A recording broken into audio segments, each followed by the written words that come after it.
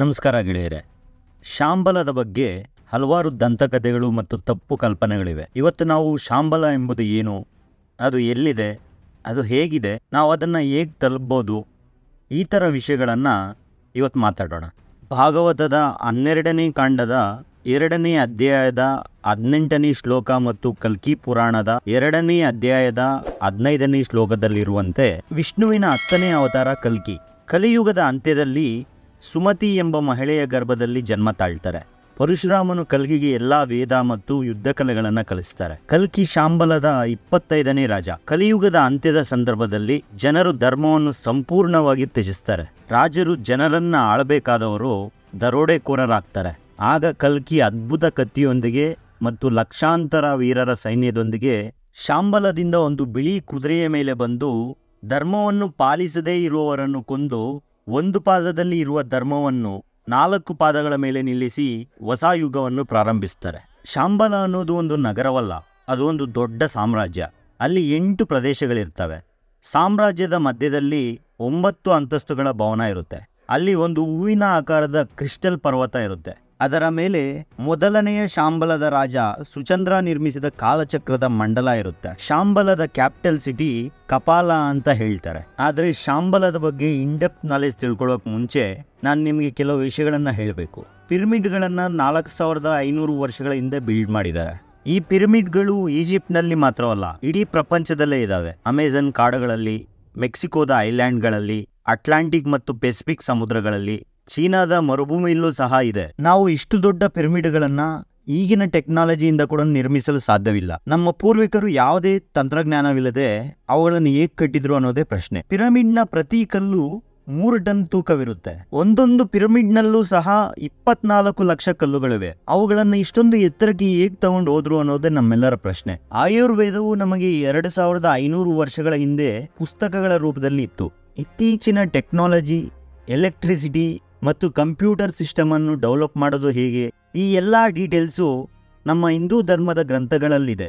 ಇದನ್ನೆಲ್ಲ ಆವಾಗಲೇ ಹೇಗೆ ಬರೆದ್ರು? ಈ ಎಲ್ಲದಕ್ಕೂ ಉತ್ತರ ಶಾಂಬಲ, ಮಲ್ಟಿ ಡೈಮೆನ್ಷನಲ್ ಕಿಂಗ್ಡಮ್. ಅಲ್ಲಿ ಇರೋ ಜನರೆಲ್ಲ ಪರ್ಫೆಕ್ಟ್ ಹ್ಯೂಮನ್ ಬೀಯಿಂಗ್ಸ್ ಆಗಿರ್ತಾರೆ. ಅವ್ರು ನೋಡೋಕ್ಕೂ ಸಹ ತುಂಬ ಸುಂದರವಾಗಿರ್ತಾರೆ. ಅವರಿಗೆ ಯಾವುದೇ ರೋಗಗಳು ಬರೋದಿಲ್ಲ. ಪ್ರತಿ ವ್ಯಕ್ತಿಯು 4000 ವರ್ಷಗಳ ಕಾಲ ಜೀವಿಸ್ತಾರೆ. ನಮ್ಮ ಪೌರಾಣಿಕ ಕಥೆಗಳಲ್ಲಿ ಉಲ್ಲೇಖವಾದ ಅಮರರು ಅಲ್ಲಿಯೇ ಬದುಕಿರ್ತಾರೆ. ಹನುಮಾನ್, ಅಶ್ವತ್ಥಾಮ ಮುಂತಾದ ಅನೇಕ ಅಮರರು ಅಲ್ಲೇ ಇರ್ತಾರೆ. ಅಲ್ಲಿಯ ಜನರು ಅತ್ಯಂತ ಬುದ್ಧಿವಂತರು. ಅಲ್ಲಿ ಮೋಸ್ಟ್ ಅಡ್ವಾನ್ಸ್ಡ್ ಟೆಕ್ನಾಲಜಿ ಇರುತ್ತೆ. ಅವರು ಟೈಮ್ ಟ್ರಾವೆಲ್ ಸಹ ಮಾಡ್ತಾರೆ. ಏಲಿಯನ್ಸ್ ಜೊತೆ ಕಾಂಟ್ಯಾಕ್ಟ್ ಸಹ ಮಾಡ್ತಾರೆ. ಅವರಿಗೆ ಸಾಧ್ಯ ಆಗದೆ ಇರುವಂಥದ್ದು ಯಾವುದೂ ಇರೋದಿಲ್ಲ. ಅಂತಹ ಅದ್ಭುತ ಸಾಮ್ರಾಜ್ಯ ಎಲ್ಲಿದೆ? ನಮ್ಮ ಮನುಷ್ಯರು ಕೇವಲ 3 ಡೈಮೆನ್ಷನ್ಸ್ ಮಾತ್ರ ಆಕ್ಸೆಸ್ ಮಾಡೋಕ್ಕಾಗುತ್ತೆ. ಆದರೆ 4ನೇ ಡೈಮೆನ್ಷನ್ ಇದೆ, ಅದು ಟೈಮ್ ಮತ್ತೆ ಸ್ಪೇಸ್. ನಾವು ಅವುಗಳನ್ನು ಆಕ್ಸೆಸ್ ಮಾಡೋಕ್ಕಾಗೋದಿಲ್ಲ.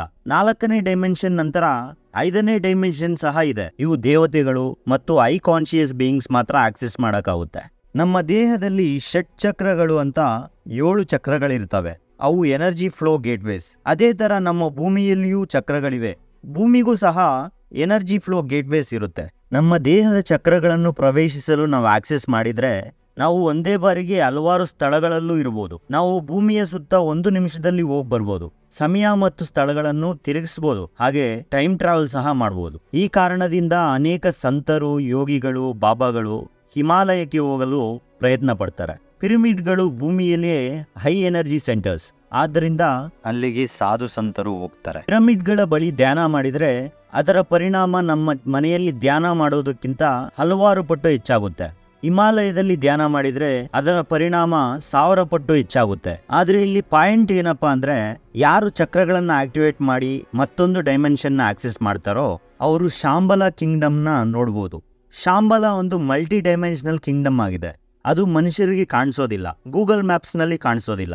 ಅದು ಕಾಣಿಸಿದ ರೇಂಜ್ಗೆ ನಮ್ಮ ಎನರ್ಜಿ ಫ್ಲೋ ಆಗಬೇಕು.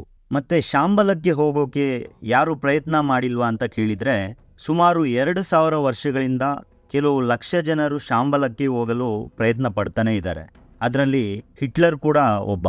ನಿಕೋಲಸ್ ರೋರಿಚ್ ಎಂಬ ಎಕ್ಸ್ಪ್ಲೋರರ್ 1924ರಲ್ಲಿ ಟಿಬೇಟಿಯನ್ ಕಾಲಚಕ್ರ ಮಂತ್ರ ಪುಸ್ತಕವನ್ನು ಆಧಾರವಾಗಿ ತೆಗೆದುಕೊಂಡು ಶಾಂಬಲವನ್ನು ತಲುಪಲು ಅನೇಕ ಪ್ರಯತ್ನಗಳನ್ನು ಮಾಡ್ತಾರೆ. ಅವರು ಅಲ್ಲಿಗೆ ಹೋಗಬೇಕು ಅಂದುಕೊಂಡಿದ್ದು ಒಂದು ಮುಖ್ಯವಾದ ಕಾರಣಕ್ಕಾಗಿ, ಒಂದು ಅದ್ಭುತವಾದ ಕಲ್ಲು ಚಿಂತಾಮಣಿಗಾಗಿ. ಇದು ಆಕಾಶದಿಂದ ಭೂಮಿಗೆ ಬಿದ್ದಿದ್ದು ಅಂತ ಹೇಳ್ತಾರೆ. ಈ ಕಲ್ಲು ಅನೇಕ ಅದ್ಭುತಗಳನ್ನು ಹೊಂದಿದೆ. ಅದನ್ನು ಕೈಯಲ್ಲಿ ಹಿಡಿದರೆ ನಾವು ಬಯಸಿದರೆ ಯಾವುದೇ ಕೆಲಸ ಸುನಾಯಾಸವಾಗಿ ಮಾಡ್ಬೋದು. ನಾವು ಟೈಮ್ ಟ್ರಾವೆಲ್ ಸಹ ಮಾಡ್ಬೋದು. ಈ ಶಕ್ತಿಶಾಲಿ ಕಲ್ಲಿನಿಂದ ನಾವು ವಿಶ್ವವನ್ನು ಸುಲಭವಾಗಿ ಗೆದ್ದುಬಿಡ್ಬೋದು. ಈಗ ಚಿಂತಾಮಣಿ ಶಾಂಬಲದಲ್ಲಿದೆಯಂತೆ. ಆದರೆ ನಿಕೋಲಸ್ ರೋಯರಿಚ್ ಅದನ್ನು ತಲುಪಲು ಸಾಧ್ಯವಾಗಲಿಲ್ಲ ಮತ್ತು ಅವರ ಎಕ್ಸ್ಪೀರಿಯನ್ಸನ್ನು ಒಂದು ಪುಸ್ತಕದಲ್ಲಿ ಬರೆದಿದ್ದಾರೆ. ಅಲೆಕ್ಸಾಂಡರ್ ವಿಶ್ವವನ್ನು ಗೆಲ್ಲಲು ಪ್ರಯತ್ನಿಸುತ್ತಿದ್ದಾಗ ಕೆಲವು ವೇದ ಪಂಡಿತರನ್ನು ತಮ್ಮೊಂದಿಗೆ ಇಟ್ಕೊಂಡಿದ್ರಂತೆ. ಅವರು ಶಾಂಬಲಕ್ಕಾಗಿ ಹುಡುಕಾಡ್ತಿದ್ರಂತೆ. ಆ ಪ್ರೋಸೆಸ್ನಲ್ಲೇ ಇಂಡಿಯಾಗೆ ಸಹ ಬಂದಿದ್ರು. ಅಲೆಕ್ಸಾಂಡರ್ ಪೋರಸ್ನ ವಿರುದ್ಧ ಗೆದ್ದರೂ ಸಹ ಪೋರಸ್ನ ವೀರತೆಯನ್ನು ಮೆಚ್ಚಿ ಪೋರಸ್ನ ಸಾಮ್ರಾಜ್ಯವನ್ನು ಪೋರಸ್ಗೆ ಬಿಟ್ಕೊಡ್ತಾರೆ. ನಂತರ ತಿರುಗು ಪ್ರಯಾಣದಲ್ಲಿ ಹಿಮಾಲಯಗಳಿಗೆ ಬಂದಾಗ ಫೌಂಟೇನ್ ಆಫ್ ಲೈಫ್ ಎಂಬ ನದಿಯನ್ನು ತಲುಪ್ತಾರೆ. ಆ ನೀರನ್ನು ಕುಡಿದರೆ ಮರಣ ಇರೋದಿಲ್ಲ. ಅಲೆಕ್ಸಾಂಡರ್ ಆ ನೀರನ್ನು ಕುಡಿಯೋಕೆ ಹೋದಾಗ ಅಲ್ಲಿ ಸುತ್ತಮುತ್ತ ಸಾವಿರಾರು ಜನ ಆ ನೀರನ್ನು ಕುಡಿದು ಚಲನೆ ಇಲ್ಲದೆ ಅಲ್ಲೇ ನಿಂತು ಬಿಟ್ಟಿರ್ತಾರೆ. ಆದರೆ ಅವರೆಲ್ಲ ಅಮರರಾಗಿರ್ತಾರೆ. ಇದನ್ನು ಗಮನಿಸಿದ ಅಲೆಕ್ಸಾಂಡರ್ ಚಲನೆ ಇಲ್ಲದ ಅಮರತ್ವವನ್ನು ಪಡೆದು ಎಷ್ಟು ವರ್ಷಗಳ ಕಾಲ ಜೀವಿಸಿದರೂ ಏನು ಪ್ರಯೋಜನ ಅಂತ ತಿಳಿದು ಅಲ್ಲಿಂದ ಆ ನೀರನ್ನು ಕುಡಿಯದೇನೆ ಹೋಗ್ತಾರೆ.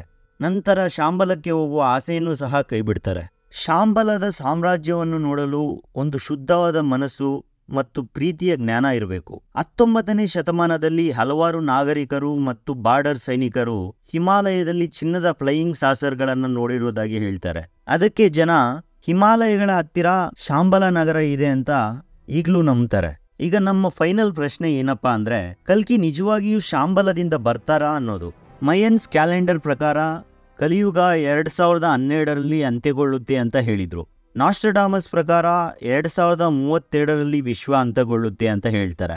ಅಲೆಕ್ಸ್ ಬ್ರೆಜಿಲ್ ಕಾಲಚಕ್ರ ಪುಸ್ತಕವನ್ನು ಆಧರಿಸಿ 2424ರಲ್ಲಿ ಕಲ್ಕಿ ಬರ್ತಾರೆ ಅಂತ ಕ್ಯಾಲ್ಕುಲೇಟ್ ಮಾಡಿ ಹೇಳ್ತಾರೆ. ಆದರೆ ಕಲಿಯುಗದ ಅಂತ್ಯ ಯಾವಾಗ? ಜ್ಞಾಪಕ ಶಕ್ತಿ ಕಡಿಮೆಯಾದಾಗ, ಮನುಷ್ಯನ ಆಯುಷು 18 ವರ್ಷಕ್ಕೆ ಕೊನೆಗೊಂಡಾಗ, ಫಿಸಿಕಲ್ ಸ್ಟ್ರೆಂತ್ ಕಡಿಮೆ ಆದಾಗ, ಧಾರ್ಮಿಕ ಕಲಹಗಳು ಹೆಚ್ಚಾದಾಗ, ಶುದ್ಧತೆ ಕಡಿಮೆಯಾದಾಗ, ಸಹನೆ ಮತ್ತು ಕರುಣೆ ಕಿಂಚಿತ್ತೂ ಇರೋದಿಲ್ಲ. ಯಾವಾಗ ನಮ್ಮ ಮೇಲೆ ನಮಗೆ ಕಂಟ್ರೋಲ್ ಇರೋದಿಲ್ವೋ ಆವಾಗ ಕಲಿಯುಗದ ಅಂತ್ಯ ಸಮೀಪಕ್ಕೆ ಬಂದಿದೆ ಅಂತ ಅರ್ಥ. ಆಗ ಕಲ್ಕಿ ಬಂದು ಧರ್ಮದ ವಿರುದ್ಧ ನಡೆಯುವ ಎಲ್ಲಾ ಜನರನ್ನು ಕೊಂದು ಹಾಕ್ತಾರೆ. ಆಮೇಲೆ ಶಾಂಬಲದ ಜನರು ಈ ಭೂಮಿಗೆ ಬಂದು ಶಾಂತಿ, ಸತ್ಯ ಮತ್ತು ಧರ್ಮಗಳಲ್ಲಿ ಜೀವನ ನಡೆಸ್ತಾರೆ. ನಂತರ ಸೂರ್ಯ, ಚಂದ್ರ, ಬೃಹಸ್ಪತಿ ಒಂದೇ ರೇಖೆಯಲ್ಲಿ ಬಂದು ಪುಷ್ಯಮಿ ನಕ್ಷತ್ರ ಮಂಡಲದಲ್ಲಿ ಪ್ರವೇಶಿಸ್ತಾರೆ. ನಂತರ ನವೋತ್ಸಾಹದ ಸತ್ಯಯುಗವು ಪ್ರಾರಂಭವಾಗುತ್ತೆ. ಇದು ಶಾಂಬಲದ ರಹಸ್ಯ. ನಮ್ಮ ಕನ್ನಡ ಚಿತ್ರರಂಗದಿಂದ ಸಹ ಬೇಸ್ಡ್ ಆನ್ ಶಾಂಬಲ ಮತ್ತು ಕಲ್ಕಿ ಬಗ್ಗೆ ಹೊಸ ತಂಡದ ಹೊಸ ಚಿತ್ರವೊಂದು ಶಾಂಬಲ ದಿ ರೈಸ್ ಆಫ್ ಕಲ್ಕಿ ಅಂತ ಆದಷ್ಟು ಬೇಗ ತೆರೆಗೆ ಬರಲಿದೆ. ಖಂಡಿತ ಈ ವಿಡಿಯೋ ನೋಡಿ ನಿಮಗೆ ಕುತೂಹಲ ಉಂಟಾಗಿರುತ್ತೆ. ಮತ್ತಷ್ಟು ಶಾಂಬಲ ಬಗ್ಗೆ ತಿಳ್ಕೊಬೇಕು ಅಂದರೆ ಹೊಸ ಚಿತ್ರತಂಡದ ಅವ್ಯಕ್ತ ಸ್ಟುಡಿಯೋ ಯೂಟ್ಯೂಬ್ ಚಾನಲ್ನ ಸಬ್ಸ್ಕ್ರೈಬ್ ಮಾಡ್ಕೊಳ್ಳಿ. ಲಿಂಕನ್ನು ಡಿಸ್ಕ್ರಿಪ್ಷನಲ್ಲಿ ಮೆನ್ಷನ್ ಮಾಡಿದ್ದೀನಿ. ಈ ಥರ ಇನ್ನಷ್ಟು ಇಂಟ್ರೆಸ್ಟಿಂಗ್ ವಿಷಯಗಳ ಬಗ್ಗೆ ತಿಳ್ಕೊಬೇಕು ಅಂದರೆ ನನ್ನ ಚಾನಲ್ಗೆ ಸಬ್ಸ್ಕ್ರೈಬ್ ಮಾಡಿ, ಶೇರ್ ಮಾಡಿ, ಸಪೋರ್ಟ್ ಮಾಡಿ. ಧನ್ಯವಾದಗಳು.